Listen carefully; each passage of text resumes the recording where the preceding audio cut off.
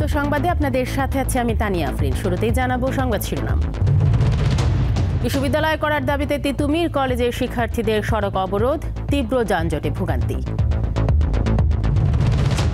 যুক্তরাষ্ট্রের ওয়াশিংটন ডিসিতে ছোট বিমানের সাথে হেলিকপ্টারের সংঘর্ষ, 18 জনের মরদেহ উদ্ধার। এবং উয়েফা চ্যাম্পিয়ন্স লিগের গ্রুপ পর্বের খেলা শেষ, কোয়ার্টারে যেতে প্লে অফ খেলতে হবে রিয়ালকে।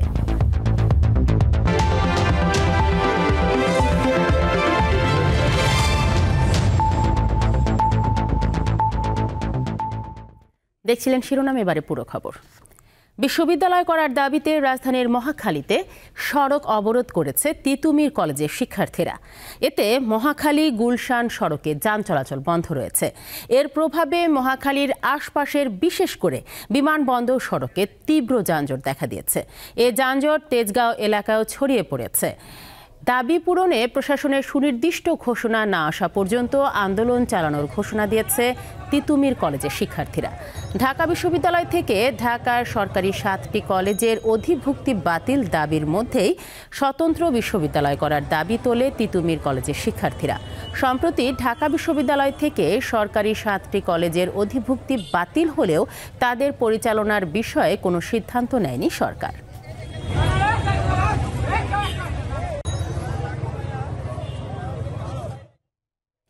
দর্শক, তিতুমির কলেজের সামনে আছেন আমাদের সহকর্মী দিলশাদ জাহান অ্যানি। তার কাছে জানবো সবশেষ অবস্থা।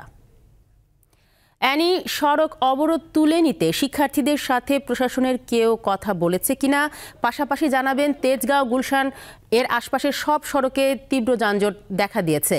এই মুহূর্তে জনভোগান্তি কেমন দেখছেন সেখানে আপনি?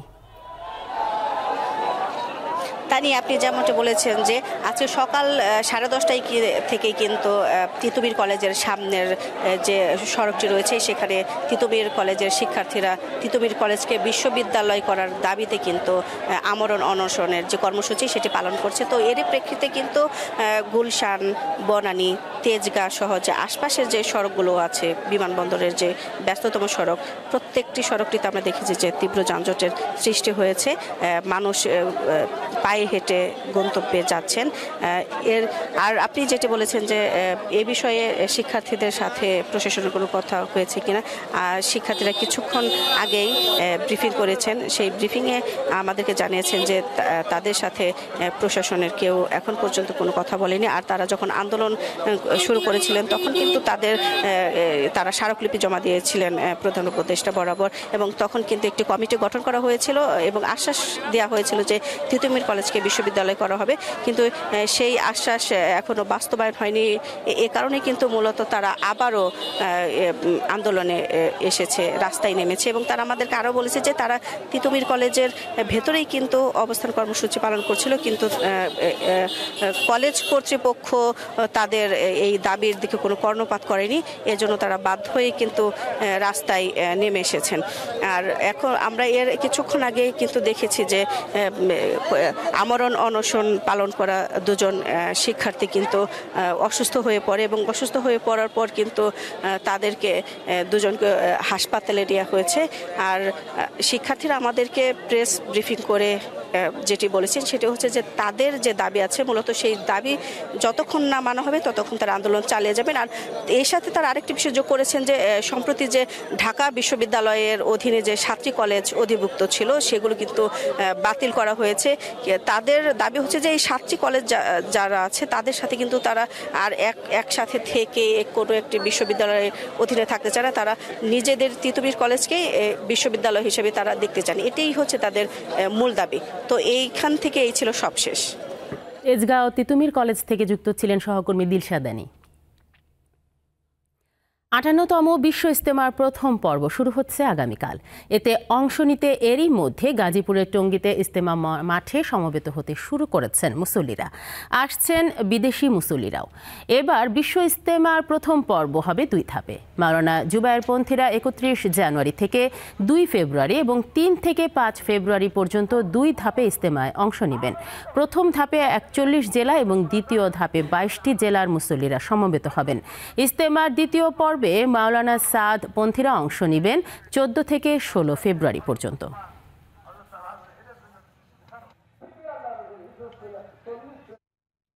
দর্শক, ইজতেমা ময়দানে আছেন আমাদের সহকর্মী জাহাঙ্গীর আলম, টেলিফোনে যুক্ত হচ্ছেন তিনি। জাহাঙ্গীর, প্রথম পর্বের ইজতেমার প্রস্তুতি কেমন দেখছেন? সেখানে কাল কখন ইজতেমা শুরু হবে? ইতিমধ্যে কিন্তু বিশ্ব ইজতেমার 58তম বিশ্ব ইজতেমার কার্যক্রম প্রায় শেষ হয়ে গেছে, অর্থাৎ এবং ইজতেমার ময়দানে কিন্তু মুসল্লিরা অবস্থান করছে যার ক্ষেত্রে এবছরের প্রথম ধাপে প্রথম পর্বের যে প্রথম ধাপ অনুষ্ঠিত হবে, সেই ধাপ আজকে বাদ মাগরিব ভারতের মাওলানা ইব্রাহিম দেউলার আহ্বানের মধ্য দিয়ে এর আনুষ্ঠানিকতা শুরু হবে এবং 104টি খিত্তায় বিভক্ত করা হয়েছে প্রথম ধাপের ইজতেমার সকল বিভিন্ন জেলা, অর্থাৎ 41টি জেলার মুসল্লিরা এসে অবস্থান নিচ্ছে এবং বিদেশি মেহমানরাও কিন্তু উপস্থিত হয়েছেন, যার যার ক্ষেত্রে অবস্থান নিয়েছে। আমাদের আয়োজকরা জানিয়েছেন যে আরবি দিন তারিখ হিসেবে আসলে বৃহস্পতিবার সন্ধ্যা থেকেই আগামীকালের দিন গণনা হবে। এই উপলক্ষে আসলে বাদ মাগরিব থেকেই আনুষ্ঠানিকতা শুরু হবে এবং বিপুল সংখ্যক আইন শৃঙ্খলা বাহিনীর সদস্যরা কিন্তু নিরাপত্তায় রয়েছে, সিসিটিভি ক্যামেরা লাগানো হয়েছে, র্যাব এবং আনসার সদস্যরাও কিন্তু অবস্থান করছেন এবং নিরাপত্তার কোনো ধরনের ঘাটতি হবে না বলে জানিয়েছেন গাজীপুর মেট্রোপলিটনের কমিশনার নাজমুল কবির খান। তানিয়া, গাজীপুর ইজতেমা ময়দান থেকে যুক্ত ছিলেন সহকর্মী জাহাঙ্গীর আলম। কমিশন সভায় বসেছেন প্রধান নির্বাচন কমিশনার এএমএম নাসির উদ্দিনের নেতৃত্বাধীন বর্তমান ইসি। দায়িত্ব নেওয়ার পর এটি বর্তমান ইসির তৃতীয় কমিশন সভা। বেলা 11টায় রাজধানীর আগারগাঁওয়ে নির্বাচন ভবনে এই সভা শুরু হয়। ত্রয়োদশ জাতীয় সংসদ নির্বাচনকে সামনে রেখে আজকের কমিশন সভার কার্যসূচিতে 12টি এজেন্ডা রয়েছে। ভোটার তালিকা আইন 2009, জাতীয় সংসদে নির্বাচনী এলাকার সীমানা নির্ধারণ আইন 2021, প্রবাসীদের ভোটার করার কার্যপদ্ধতি ও নির্বাচনী দায়িত্ব পালনে সংবাদকর্মীদের জন্য নীতিমালা পর্যালোচনা এর মধ্যে অন্যতম। সভা শেষে এসব পর্যালোচনার অগ্রগতির ব্যাপারে নির্বাচন কমিশনের পক্ষ থেকে ব্রিফ করার কথা রয়েছে।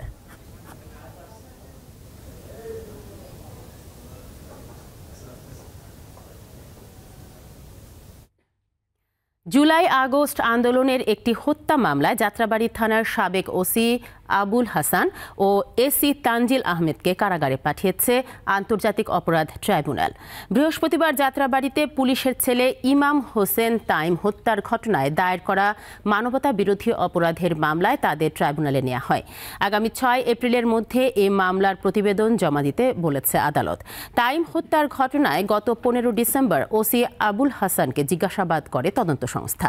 তাইমকে গুলি করে হত্যার ঘটনায় দায়ের করা মামলায় সহকারী পুলিশ কমিশনার তানজিল আহমেদকে 20 জানুয়ারি গ্রেফতার দেখানো হয়। বৈষম্য বিরোধী ছাত্র আন্দোলনে গত 19 জুলাই রাজধানীর যাত্রাবাড়ির কাজলায় রাজারবাগ পুলিশ লাইন্সের উপপরিদর্শক ময়নাল হোসেন ভুইয়ার ছেলে ইমাম হাসান তাইম মারা যান। রাজধানীর পল্লবী এলাকায় মঞ্জুরুল ইসলাম বাবু ওরফে ব্লেড বাবু হত্যা মামলার আসামি রাজন ও রনিকে গ্রেফতার করেছে গোয়েন্দা পুলিশ। বুধবার তাদের মুন্সিগঞ্জ থেকে গ্রেফতার করা হয়। পুলিশ জানায়, আধিপত্য বিস্তারকে কেন্দ্র করে ব্লেড বাবু ও রাজন গ্রুপের মধ্যে সংঘর্ষ হয়, যার রেশ ধরে হত্যা করা হয় মঞ্জুরুল ইসলাম বাবুকে। গত 20 জানুয়ারি পল্লবীর বঙ্গবন্ধু কলেজের পশ্চিম পাশের নতুন রাস্তায় মারধর ও ছুরিকাঘাতে গুরুতর আহত হন মঞ্জুরুল ইসলাম বাবু। পরে তাকে স্থানীয় একটি হাসপাতালে নেওয়া হয়। সেখান থেকে কুর্মিটোলা জেনারেল হাসপাতালে নেওয়া হলে চিকিৎসক তাকে মৃত ঘোষণা করেন। এ ঘটনায় নিহতের স্ত্রী রাবেয়া আক্তার মিম বাদী হয়ে 21 জানুয়ারি পল্লবী থানায় হত্যা মামলাটি দায়ের করেন।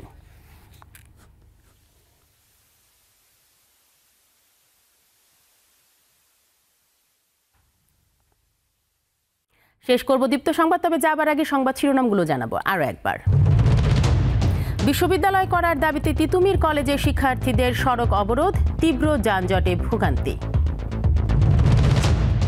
যুক্তরাষ্ট্রের ওয়াশিংটন ডিসিতে ছোট বিমানের সাথে হেলিকপ্টারের সংঘর্ষ, 18 জনের মরদেহ উদ্ধার।